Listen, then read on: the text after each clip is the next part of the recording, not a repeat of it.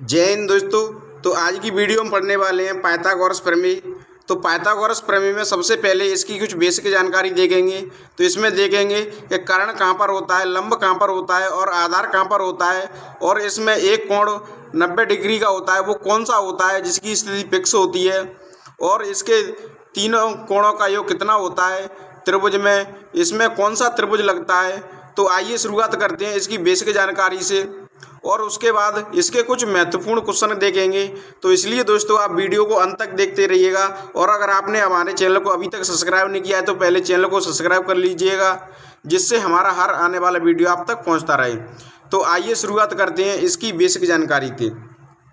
तो पाइथागोरस प्रमेय में दोस्तों होता क्या है कि जिसमें एक त्रिभुज होता है। त्रिभुज किसे कहते हैं? तीन भुजाओं से घिरी हुई आकृति को त्रिभुज कहते हैं, जिसमें एक आधार होता है जिस पे कोई बिल्कुल सीधा सीधा लंब डाला जाए और यहाँ पर 90 डिग्री का कोण बने, जिसको समकोण त्रिभुज कहते हैं।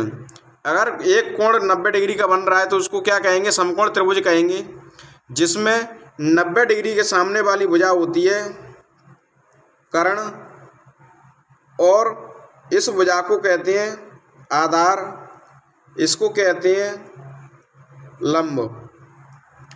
कर्ण को इंग्लिश में हाइपोथेनियस कहते हैं, इसलिए इसको एस से प्रदर्शित करते हैं। आधार को बेस कहते हैं, इसलिए बी से प्रदर्शित करते हैं। लंब को परपेंडिकुलर कहते हैं, इसलिए पी से प्रदर्शित करते हैं। जिसमें दोस्तों होता क्या है, ये कोण होता है और एक कोण होता है, जिसमें कोण बी होता है वो फिक्स होता है। कोण बी बराबर ये कितना होता है? 90 डिग्री। लेकिन जो कोण बाकी के बच्चे आते हैं, कोण ए और कोण सी, तो इनका योग कितना होता है? कोण ए प्लस कोण सी, इनका योग होता है 90 डिग्री। क्योंकि त्रिभुज के तीनों कोणों का योग कितना होता है? 180। तो कोण ए प्लस कोण बी प्लस कोण सी बराबर कितना होता है? 180। क्योंकि कोण ए और सी का मान योग 180 होता है, और कोण बी का योग कितना होता है? 90 डिग्री। जिसमें एक कोण 90 फिक्स होता है, लेकिन यहाँ पर 30 भी हो सकता है, यहाँ पर 60 भी हो सकता है, यहाँ पर 30 भी हो सकता है, लेकिन यहाँ पर 60 भी हो सकता है। तो इन दोनों की स्थिति फिक्स नहीं होती है, लेकिन 90 डिग्री की स्थिति फिक्स होती है। तो जिसमें तो आइए शुरुआत करते हैं क्वेश्चनों की।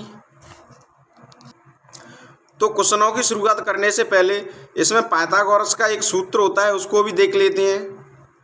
तो ये पाइथागोरस का सूत्र होता है कर्ण का स्क्वायर बराबर लंब का स्क्वायर प्लस आधार का स्क्वायर। जिसमें करना क्या होता है, हमें किन्हीं भी दो भुजाओं की लंबाई दे दी जाती है और तीसरी भुजा की लंबाई ज्ञात करनी होती है। जिसमें अगर लंब की और आधार की लंबाई दे देगा तो कर्ण ज्ञात करने को कहेगा, कर्ण की आधार की देगा तो लंब ज्ञात करने को कहेगा, और लंब की और कर्ण की देगा तो आधार को ज्ञात करने को कहेगा। जिस सूत्र में मान रखकर हम ज्ञात कर सकते हैं। तो आइए शुरुआत करते हैं क्वेश्चनों की। तो यहाँ पर हमारा क्वेश्चन दिया गया है, यदि किसी त्रिभुज का लंब 5 सेंटीमीटर है, तो हमारा लंब कितना दिया गया है? 5 सेंटीमीटर, और आधार 12 सेंटीमीटर है, तो इसका कर्ण ज्ञात कीजिए।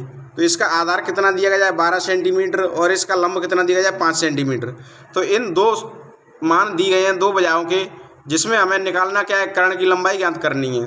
तो आइए इसमें मान रखते हैं। तो कर्ण का स्क्वायर बराबर यहाँ पर लंब का स्क्वायर, लंब कितना दिया जाए? 5 सेंटीमीटर, तो 5 का स्क्वायर कर देंगे, प्लस आधार कितना दिया गया है? 12 सेंटीमीटर, तो यहाँ पर आधार की जगह आधार का मान रख देंगे। तो 12 का स्क्वायर लगाए तो स्क्वायर लगा देंगे। अब क्या करेंगे?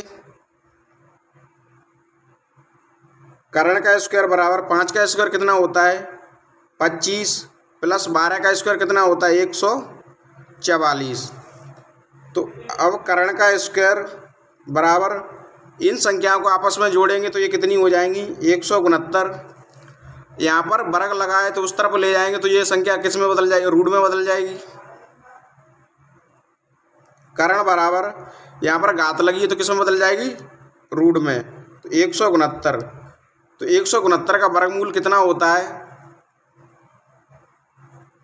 कर्ण बराबर 13 सेंटीमीटर। 169 का वर्गमूल कितना होता है? 13। तो ये कर्ण का मान निकल कर आया है। तो इसी प्रकार से हम किन्हीं भी क्वेश्चन को हल कर सकते हैं जिसमें 2 भुजाओं की लंबाई दे देगा और हमें तीसरी भुजा की लंबाई ज्ञात करने को कहेगा। तो दोस्तों वीडियो पसंद आई तो वीडियो को लाइक करें और अगर आप हमारे चैनल पर नए हैं तो प्लीज़ चैनल को सब्सक्राइब करें। जय हिंद।